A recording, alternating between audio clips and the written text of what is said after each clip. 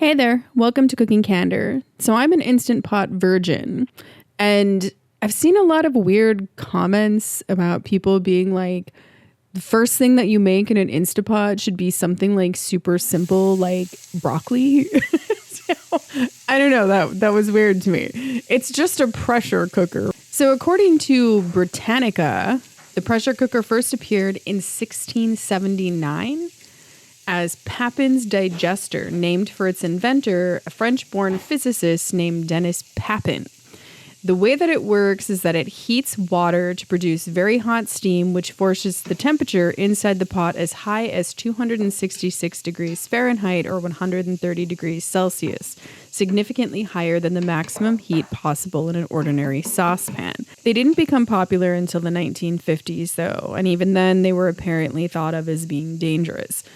So all I'm really saying is pressure cookers have been around for a very long time. It's not like any kind of new crazy thing. I figured we would try some kind of bean soup. So I don't really follow recipes very much. So this soup is just kind of made up on the fly. And I need to use some things like the celery and the tomatoes. In sauté mode on high temperature, I'm going to add a couple of tablespoons of oil. I prefer to use grapeseed oil. Use whatever oil you like. Add 2 small diced yellow onions or 1 large diced yellow onion, 3 stalks of chopped celery, and 3 cloves of minced garlic. Sauté until the onions are somewhat transparent. So one of the cool things about the Instant Pot, though, is the fact that you can sauté in them so you don't have to dirty a bunch of dishes, as we all know how much I like doing dishes. The model that I bought was the Instant Pot Rio Wide Base 7.5 quart. This model, having a much wider base, is very good for sautéing. It was relatively inexpensive. It was about $115. So far, it seems extremely easy to use. It did seem to take a while to heat up before I could start sautéing, which might be comparable to a pan heating on a stove, but I really did feel like I was waiting around for a couple of minutes longer. It's quite large. I mean, I did get a very large model. It's not going to fit in a standard cupboard. I do have like a large Lazy Susan cupboard space that's near the stove that's meant for like pots and pans. And I did manage to get it to fit in there, but I could just barely get it through the door. Once the onions are transparent, add 1 tablespoon of garlic powder, 1 tablespoon of onion powder, 1 tablespoon of basil, 1 teaspoon of black pepper, 1 teaspoon of red chili flakes, 1 teaspoon of smoked paprika, 1 teaspoon of chili powder, 1 teaspoon of cumin, and 2 teaspoons of salt. The red chili flakes are entirely optional. If you don't like heat, go ahead and leave them out. If you like a little bit of heat, go ahead and keep them in. If you like a lot of heat, go ahead and add some more. Normally, I would add 2 teaspoons of oregano instead of 1 tablespoon of basil, but because I was out of oregano, I just used basil. What's interesting about all these herbs and spices is that these are what I would use for a barbecue dry rub. The only difference is there is no brown sugar. We want to sauté the spices for a few minutes, and the reason why is just because that heat will release some of the flavor in them, and it'll just be more flavorful in the end. Add 26 to 28 ounces of crushed or chopped tomatoes. We'll sauté that for a few minutes to deglaze the pan. Add 1 20-ounce bag of 15 bean soup dried beans. The brand that I'm using is Hearst's. I don't use the seasoning packet, but if you want to, go ahead. Add 64 to 70 fluid ounces or 8 to 9 cups of water or broth. The protein that I'm using today is pork. Chicken broth pairs very well with pork, and so would vegetable broth, so you can use either of those. Add 2 to 3 tablespoons of apple cider vinegar. This has absolutely nothing to do with trying to reduce gas or anything like that. It is legitimately for flavor.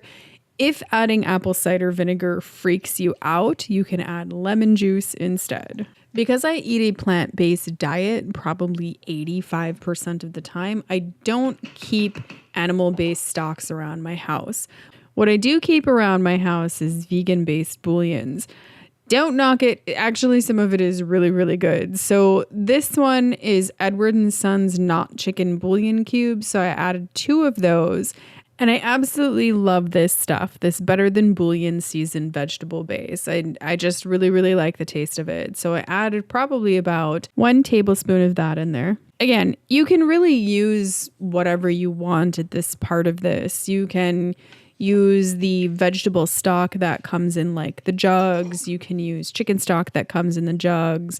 You can use ham bouillon. You can use like better than bouillon chicken base. You can really use whatever you want in here.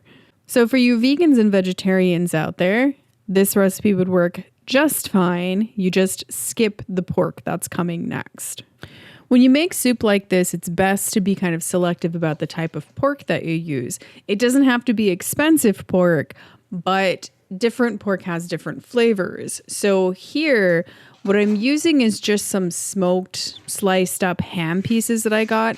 It's very important to note, and my mom taught me this will not add flavor to your soup. It really will not flavor this soup with any kind of intense ham flavor. It just will not. So you have to actually get something that will. You can use ham, like real ham, like the ham bone and the leftover ham from a carved up ham, which is absolutely delicious. Or my favorite thing to do is get smoked ham hocks. A ham hock is actually kind of a part, it's really the ankle of the pig. So they have a ton of flavor. It's got a lot of fat in it. It's got a lot of bone in it. And you can add a couple of those. I really just use the one, mostly because I don't actually eat the ham hock. It's a lot of just kind of gelatinous sort of material. It's not my favorite thing in the world, but it adds so much flavor. It's just well worth it. I also saw these little pork ribs on sale, and I figured I would buy these and add them into my soup. I'm just going to cut them into smaller pieces.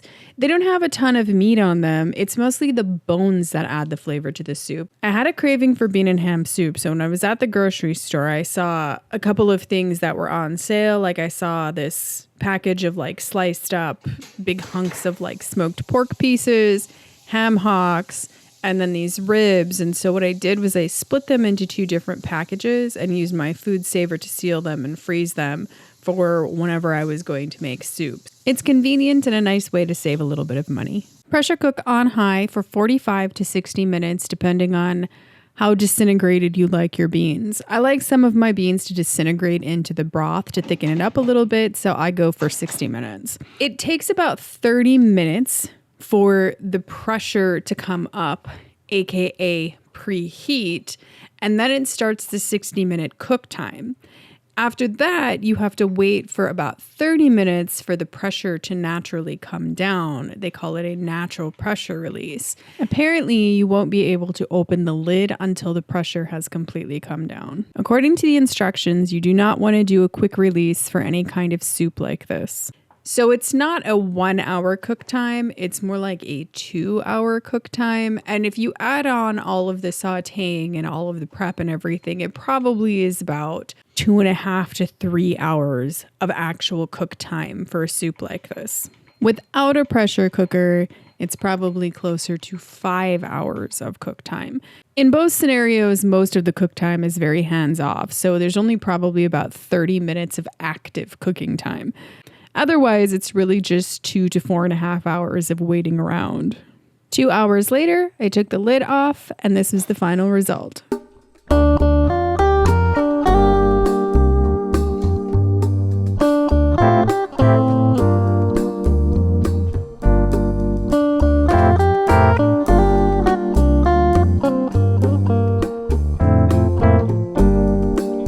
Just kidding. Bean and ham soup is literally the most unsexy food imaginable. The beans are thoroughly cooked and all of the meat is just totally fall apart tender. That ham hock just literally fell apart when I picked it up.